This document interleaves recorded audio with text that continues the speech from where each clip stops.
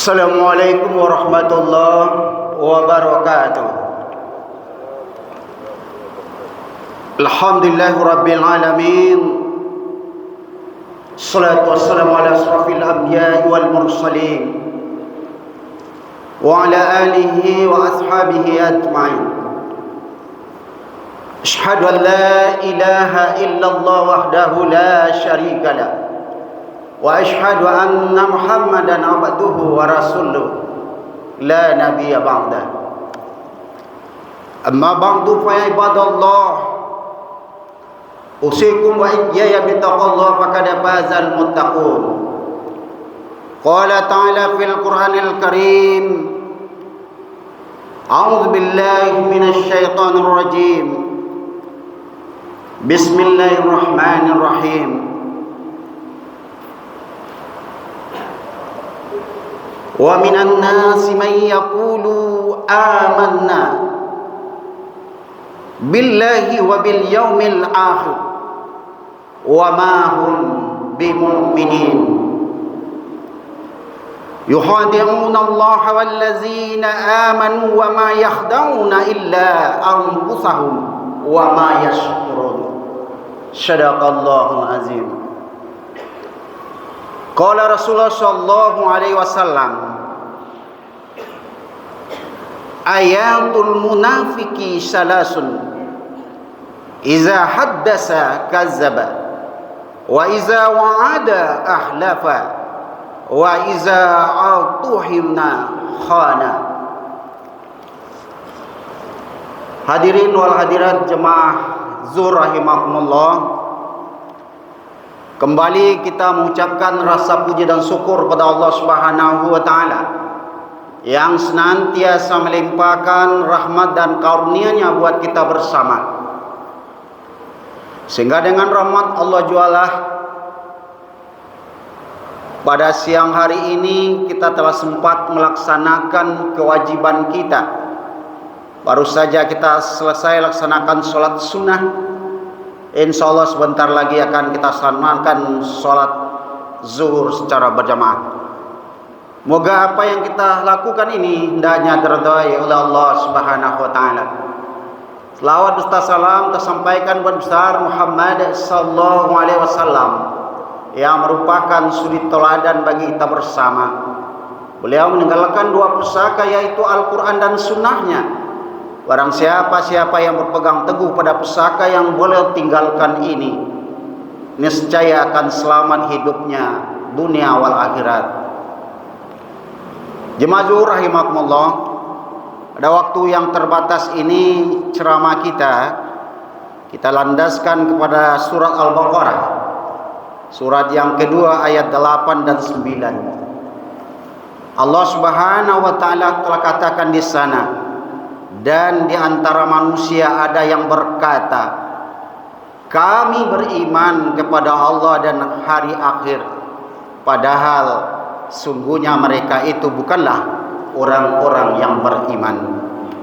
Mereka menipu Allah dan orang-orang yang beriman, padahal mereka hanyalah menipu diri sendiri tanpa mereka sadari.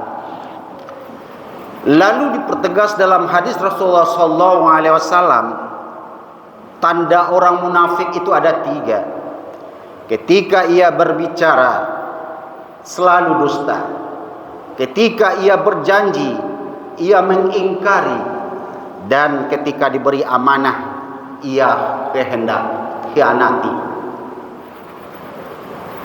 Nah jemaah Zuhur rahimakumullah, jadi dengan dua landasan ini kita beri judul ceramah kita, menjauhi sifat-sifat munafik.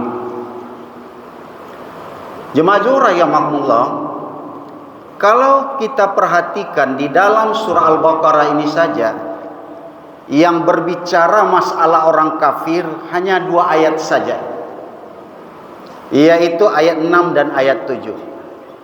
Jelas di sana, innal ladzina kafaru sawa'un 'alaihim a anzartahum am lam tunzirhum la yu'minun. Sungguhnya orang-orang kafir sama saja bagi mereka. Apakah ia itu diberikan pelajaran atau tidak diberikan ia pelajaran, mereka tidak beriman.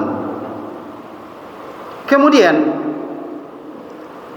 Allah mengunci, jadi fi qulubihim maradun fazadahumullahu marada walahum azabun azim. Allah telah mengunci hati dan pendengaran mereka, penglihatan mereka telah tertutup, dan bagi mereka azab yang berat atau yang pedih. Hanya dua. Tetapi bicara masalah orang munafik, mulai dari ayat 8 sampai ayat 20, itu bicara masalah orang munafik. Ini memang perilaku munafik itu salah satu perilaku yang harus kita jauhi oleh setiap muslim. Kenapa demikian? Karena perilaku munafik penyebab perpecahan umat di mana-mana. Dan perilaku munafik itu pula lah yang sering memanipulasi kebenaran menjadi kedustaan. Kita resah saat ini, kaum muslimin jemaah Zuhur rahimahumullah, karena ketidakpercayaan kita terhadap pemangku-pemangku apakah jabatan apa saja saat ini. Karena sulit, mana yang benar, mana yang salah, sudah payah kita untuk membedakan itu. Karena sudah banyak diolah dan dikelola oleh orang-orang munafik. Cobalah bayangkan, jangankan manusia, Allah saja ingin dia tipu. Allah saja ingin dia dustakan. Sampai-sampai pernah saya membaca sebuah kisah orang yang biasa berdusta di dunia sehingga ia ingin juga berdusta di akhirat. Jadi dia pendusta dunia dan akhirat. Coba bayangkan, apa yang ia katakan, apa yang ia perbuat di saat ia masih hidup. Dia berpesan kepada istrinya, "Wahai istriku, kalau seandainya aku meninggal nanti, aku sudah sediakan saat ini kain kafan untuk pembungkusku. Jadi kalau seandainya aku meninggal misalnya 5 tahun, 10 tahun besok, kalau masih bisa dipakai kain ini, tolong pakai kain ini." Pendek kisah ini, memang 5 tahun semenjak ia mengatakan itu, meninggal dia. Nah, dalam pelaksanaan penyelenggaraan khusus dalam mengapani ini terjadi perdebatan.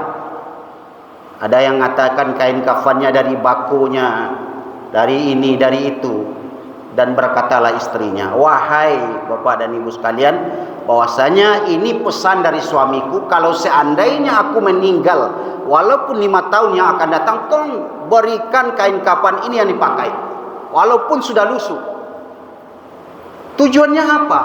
Rupanya tujuannya, di saat ia meninggal ia akan menipu malaikat. Di saat dikuburkan ditanya itu jenazah, "Marabbuka?" Siapa Tuhan engkau? Dijawabnya, "Oi malaikat lain tak salah tanya, cari lah kat kain kafan yang bodoh lalu suah." Itu tujuannya. Jadi itu penipu dunia dan akhirat. Masa malaikat sampai didustai, ditipunya, akhirnya mendapik oleh pukulan malaikat itu. Jadi saking munafiknya dustanya itu, tidak hanya di dunia, sampai ke akhirat dia berdusta. Jemaah Zuhur rahimahumullah, tentu kita tidak ingin perilaku-perilaku ini tertanam dalam diri kita, sehingga kita harus melakukan ikhtiar untuk melindungi diri kita dari sifat munafik ini. Minimal ada 5 yang harus kita lakukan supaya kita terhindar. Yang pertama, Sholat di awal waktu. Jadi kalau seandainya kita dalam melakukan suatu pekerjaan, kalau sudah kedengaran azan berbunyi, tinggalkanlah semuanya itu lagi. Lakukanlah panggilan Allah, sautilah panggilan Allah. Cuma kadang-kadang Ustadz, susahnya kami menggali kok di saat azan berkumandang, di situ pula dan banyak datang pembeli kok. Memang kalau setan itu mengganggu kita, itu memang hal-hal yang seperti itu. Ya di saat azan kumandang tuh banyak lo pembeli ke datang bawa kamu nolak. Ikan itu alasan. Setelah itu ada orang yang melakukan suatu pekerjaan, tanggung pekerjaannya, sehingganya menjadilah mereka orang yang sholat pas-pasan. Mau sholat zuhur pas sholat asar mau masuk, mau sholat asar pas sholat maghrib masuk, jadi pas-pasan sholat. Nah, orang-orang munafik inilah yang banyak mereka lakukan itu. Makanya untuk menjauhi dari sifat itu, sholatlah di awal waktu. Nah, kemudian yang kedua, perbaiki akhlak dan perdalam ilmu. Jadi kalau kita perhatikan orang-orang munafik itu akhlaknya itu memang tidak terpuji. Mungkin saja bisa saja karena tidak berilmu, atau mungkin saja karena ilmunya itu bisa juga kena mereka pergunakan untuk hal-hal seperti itu. Yang selanjutnya, perbanyak sedekah. Apalagi di bulan Ramadan, Allah Subhanahu wa taala kan sudah lipat gandakan melalui hadis Rasulullah itu, dari 10 kali lipat sampai 700 kali lipat. Orang-orang munafik itu memang mereka susah untuk bersedekah. Dan kita jangan beranggapan bahwasanya sedekah yang kita berikan di jalan Allah itu akan membuat kita miskin. Tidak, yakin itu. Karena Allah sudah katakan itu, lain syakartum la azidannakum wa lain kafartum inna azabi lasadid. Bagi siapa yang mensyukuri nikmat yang aku berikan kepadanya, aku akan tambah, kata Allah. Tapi bagi siapa yang ingkar, bagi siapa yang kufur, ingat, azabku sangat pedih. Bagi Allah mudah untuk menghilangkan harta kita itu. Dan bagi Allah mudah untuk memberi apa yang belum inginkan untuk kita. Cobalah kita perhatikan beberapa hari yang lewat sebelum masuk puasa, terjadi banjir di mana-mana, mobil mengkilat, rumah bertingkat, habis dalam waktu yang begitu sedikit.